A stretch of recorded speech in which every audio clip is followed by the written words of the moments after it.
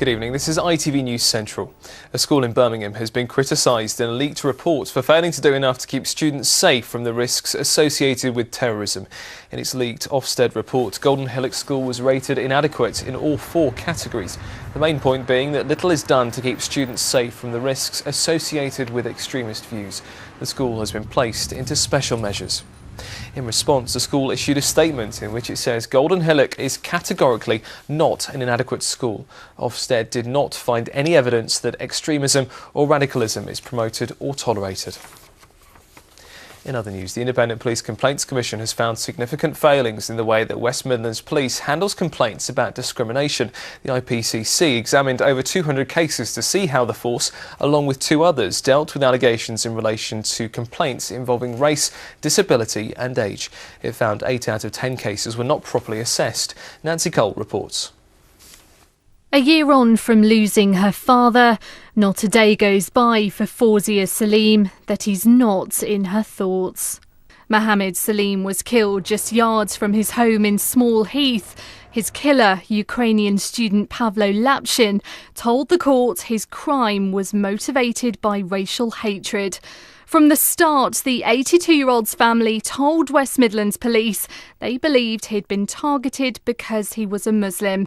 They felt their concerns weren't taken seriously. The relationship with the police, it was hard work. It was very hard work, actually, trying to get information from them and for them to take on board, what we had to say about the investigation as well.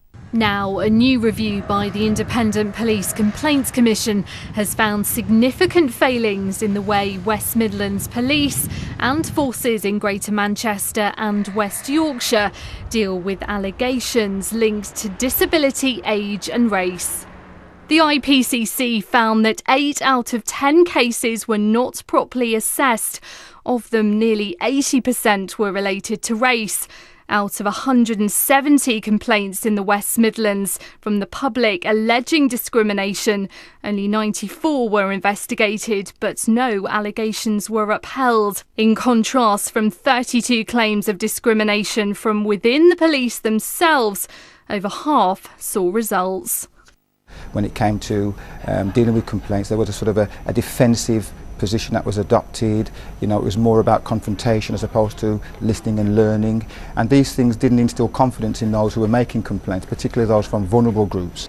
And this was a feeling backed by some of those we spoke to in Birmingham today. And I feel when it comes to sort of multicultural society, I really don't think that they take us seriously. They might do the follow-up, yeah, but it's not really, the result is not sometimes satisfactory, really. Yeah, I do have faith in the police. I think they've got a very hard job to do, Yeah, I feel confident in the police and they would help me, especially in my situation.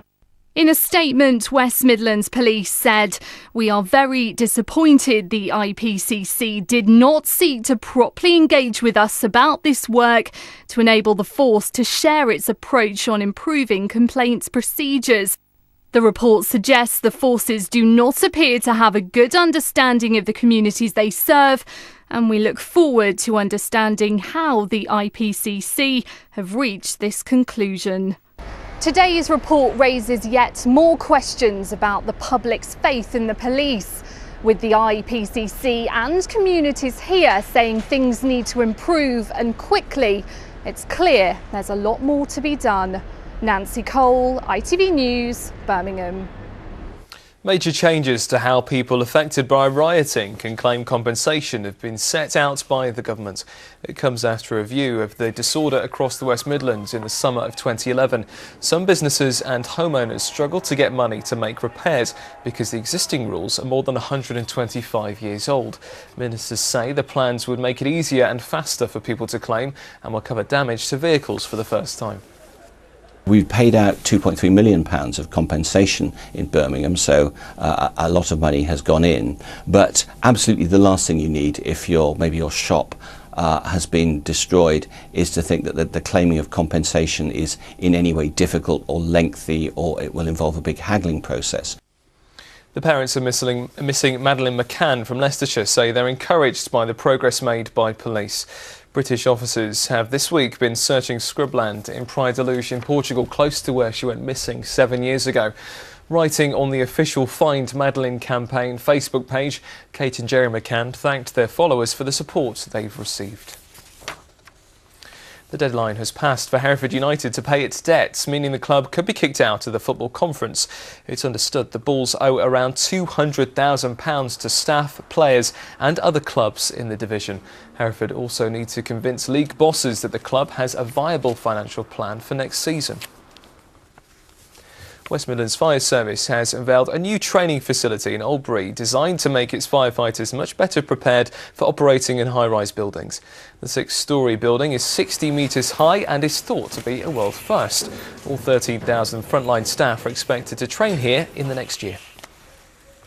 We've got over 1,000 buildings in the West Midlands that are 4 storeys plus, and they do create challenges for firefighting through getting equipment and access to high floors. Through the wind-driven fires, we can get wind speeds up to 25 miles an hour in a high-rise fire. So what this does, it provides our firefighters the opportunity to train in a safe environment, so if we do get a real incident, they're ready to deal with it. The lobby will be on tonight at just after 11:30 here on ITV1 with details on the latest political stories. Here's John Stapleton with more. Coming up on the lobby, with the by-election underway, will UKIP build on recent gains and grab their first seat at Westminster? And the row over fines for taking children on holiday in term time. Join me and a panel of MPs at 11:35. And now it's time for a look at the weather forecast. Here's Manoli Luca.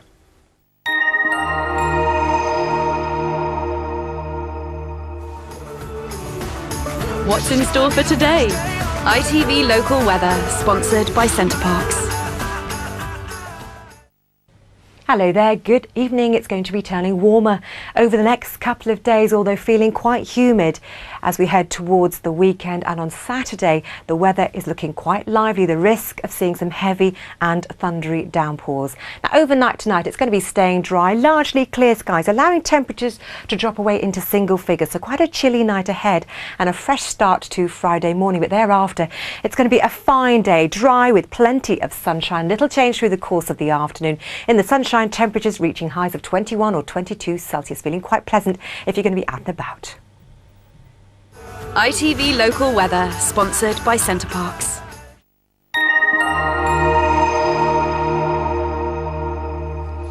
And that's it from us. Don't forget you can also check out our website to get live updates as the news happens across the Midlands. That website is itv.com/central. For now, though, from all of us here on the Late Team, have a great evening and we'll see you tomorrow morning during Good Morning Britain. Bye for now.